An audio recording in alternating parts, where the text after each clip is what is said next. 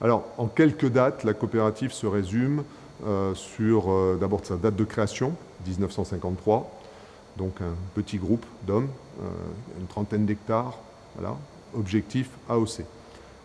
1973, ils obtiennent l'AOC. À ce moment-là, le vignoble doit représenter à peu près 1000 hectares. Et là, ils continuent leur progression jusqu'aux années 2000, où là, ils connaissent de grosses difficultés. J'arrive en 2005 pour restructurer l'entreprise et avec pour mission donc de lui redonner un projet. Et donc l'idée à ce moment-là, qui est émergente, est celle du développement durable.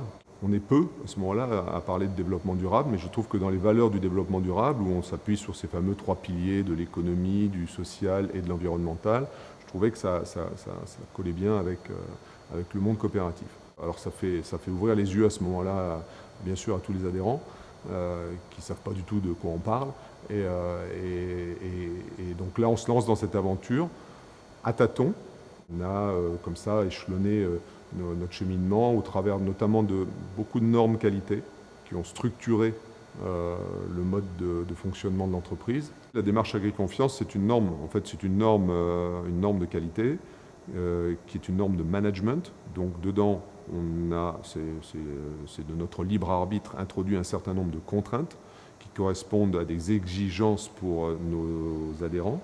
Alors dedans, il y aura par exemple, très tôt, on a arrêté effectivement les engrais chimiques, on a très tôt arrêté le folpel, on a décidé de faire des listes noires sur certains produits, notamment autour des insecticides, enfin tout ce qui pouvait être éventuellement dangereux pour les pollinisateurs, tous les produits aussi cancérigènes, mutagènes, reprotoxiques. Donc tout ça, ça rentre progressivement dans le cahier des charges. Et chaque adhérent se l'approprie en fonction de ses objectifs, de sa capacité, dans un premier temps, à l'accepter tout de suite ou avec un peu plus de temps, en fonction de son état d'avancement personnel, mais sachant qu'au bout d'un moment, s'il ne rentre pas dans cette pratique, il est exclu du cahier des charges, donc sur un niveau de rémunération extrêmement bas. Ici, on a un conseil de surveillance qui délègue en fait le pouvoir de gestion à un directoire constitué de 4 personnes, lequel directoire j'assiste finalement pour mener l'entreprise. On pratique toujours de la même façon. Nous avons un domaine qui s'appelle le château de Guèze, qui est non pas un adhérent, mais géré par une société d'exploitation, laquelle dépend de la structure coopérative. On est maître de nos décisions sur le château de Guèze. Donc ça nous sert quelque part à la fois de zone de test et en même temps, comme j'ai coutume de le dire, d'appartement témoin. En matière d'agriculture, et pour les agriculteurs, il est important de voir les effets concrets des décisions qui sont prises. Donc là, on prend une décision, on la met en œuvre sur l'exploitation du château de Guèze, c'est quand même 80 hectares. On l'amène sur le temps nécessaire pour être nous-mêmes parfaitement sûrs et convaincus de la pertinence de déployer ensuite cette nouvelle technique ou pratique à Guèze. Et donc, une fois qu'on en est sûr, on l'introduit dans le cahier des charges pour le plus haut niveau de rémunération et progressivement, on le fait descendre dans les différents niveaux de rémunération du cahier des charges. Deuxième aspect, on a été les premiers à mettre en place des paiements pour services environnementaux. Pour nous, en fait, ça fonctionne comme une aide à l'hectare pour tout ce qui concerne l'environnement, en particulier pour nous la confusion sexuelle. Elle couvre la fourniture, les coûts d'installation et il y a un suivi aussi. Donc c'est complètement indolore pour l'adhérent qui fait cette confusion sexuelle. Il faut pouvoir aller plus loin dans l'accompagnement du changement.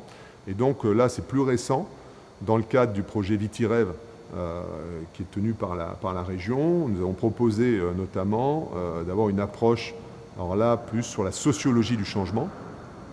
Et donc, on est accompagné pour cela par un jeune chercheur de l'Université de Pau et des Pays de l'Adour, et qui va justement à la rencontre de nos vignerons pour analyser leurs peurs, leurs blocages, enfin, bref, tout ce qui peut freiner certains dans leur démarche et pour que nous, ensuite, on puisse travailler à imaginer les leviers. Je parlais tout à l'heure des pionniers en 1953. Je crois que c'est important de voir à quel point ces gens avaient une foi chevillée au corps dans ce principe coopératif, dans cette mutualisation à la fois des moyens, mais aussi une façon quelque part de résister. On parle beaucoup de résilience, là c'est le mot à la mode aujourd'hui.